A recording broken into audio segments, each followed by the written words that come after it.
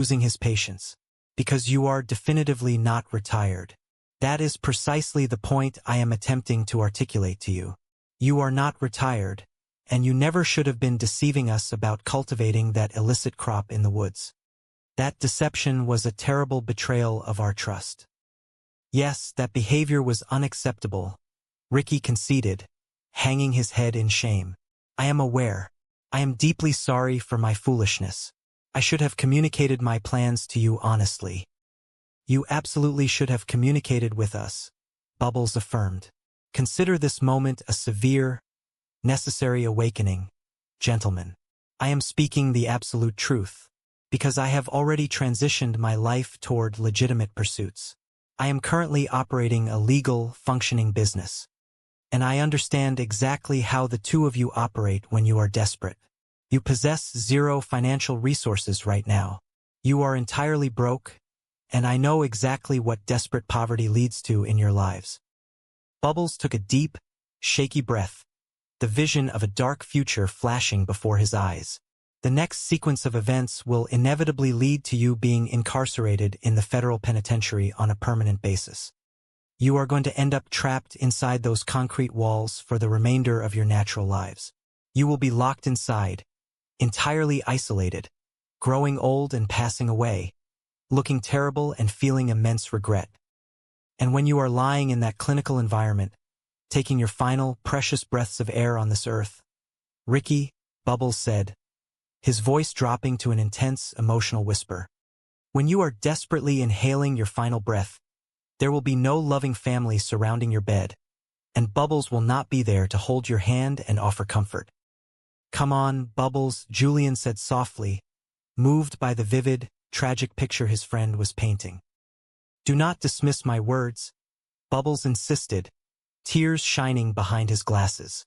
It is the absolute, harsh reality. If you gentlemen genuinely cherish me as much as you frequently claim you do, then your participation in illegal activities must end immediately and permanently. That is the final truth. That is all I have to express on this matter. I deeply desire for both of you to reflect seriously upon my words tonight. He gestured toward the bottle of liquor he had given Ricky. Here, Ricky, you may consume the remainder of that beverage. Please consider it to be thinking liquor, a tool to help you process this necessary awakening. Bubbles stood quietly for a moment, letting the heavy silence fill the small room before turning toward his small kitchen area. Do you require any ice or mixing beverages to accompany that, Julian? Thank you, my friend, Julian said, his voice thick with unexpressed emotion. I hope you find success in your legitimate business, Bubbles. I truly do. Thanks, Bubbles replied softly, looking out the small window of his trailer at the peaceful, quiet night settling over the park, praying silently that the winds of change had finally arrived for good. The evening air was thick with the scent of pine needles and impending autumn, carrying with it the quiet, desperate hopes of a man who had spent his entire existence searching for a singular, life-defining victory. The trailer park, a sprawling patch of gravel and aluminum, lay quiet under the fading violet sky. Ricky stood alone at the edge of the clearing, his hands tucked deep into the pockets of his worn, houndstooth-patterned shirt. He looked out over the darkened expanse, a profound sense of pride swelling within his chest. It was a rare feeling, one unclouded by the usual chaos that defined his days. He took a deep breath, letting the cool night air fill his lungs, and spoke into the stillness, his voice a low, gravelly testament to his newfound independence.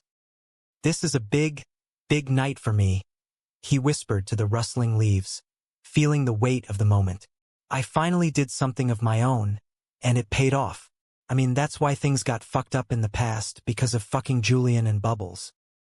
He nodded to himself, a solitary figure finally claiming his destiny. He had always relied on his two best friends, and invariably, their combined schemes had ended in spectacular disaster. But not this time. This time he had used his own intellect, his own hands. He patted himself on the chest, a gesture of self-congratulation. I finally got myself learned. You want something done right, you get it done by your own. Well, you helped a bit too, Ricky. From the shadows, the shuffling footsteps of his eternally loyal, yet hopelessly clumsy accomplices, Corey and Jacob, broke the silence. They had been waiting nearby, eager to share in the glory of the master plan. Corey stepped forward, a goofy grin plastered across his face. "Yeah, man, we totally had your back, dude." Ricky's momentary peace vanished, replaced by the familiar exasperation he felt whenever his carefully constructed solitude was interrupted. He shot them a glaring look. "Would you shut the fuck up? Can't you see I'm talking here?" He sighed, running a hand through his dark hair, deciding to focus on the triumph rather than the annoyance. He lowered his voice, leaning in as if the trees themselves were eavesdropping. "Anyway, I got this incredible backdoor deal with one of the dispensaries in Halifax. Cash. Money. I'm done. I finally fucking did it." The realization of his impending wealth washed over him, sweet and intoxicating. But with success came the inevitable guilt of keeping secrets from those he loved. He looked down at his scuffed sneakers, his brow furrowing. And Julian and Bubbles are probably going to be a little pissed off if they find out. I was going to do it first, but I'm just going to throw a massive party, and that'll fix it. Parties fix everything. The plan was set. They moved deeper into the dense, untamed woods, the moonlight struggling to pierce the thick canopy of leaves. Ricky took the lead, motioning for absolute stealth. The stakes had never been higher. "Okay, boys, just up here past this tree line. When we get there, no talking, no fucking around. We're going to get the plants cut down as fast as we fucking can, and get out of here before that cocksucking sun comes up. Okay?" Corey pumped his fist in the dark, his enthusiasm uncontainable. "Hells yeah."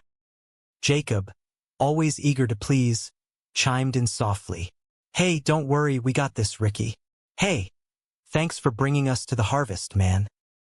They crept forward, the air heavy with the sweet, unmistakable aroma of their prize. But suddenly, the quiet of the forest was shattered by the harsh, metallic clatter of movement in the brush ahead. Shadows detached themselves from the trees.